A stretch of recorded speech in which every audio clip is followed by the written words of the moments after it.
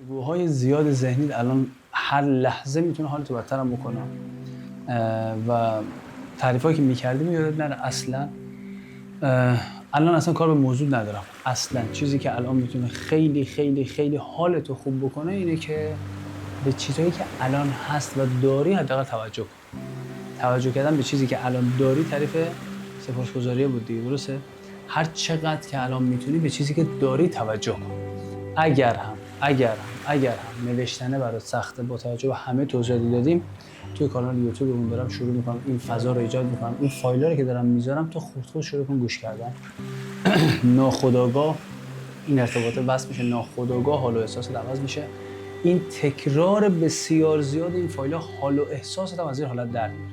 هر چقدر میتونی اینو گوش کن، توجهت به داشته‌هات بیشتر بشه، این احساس ازت بیاد بیرون.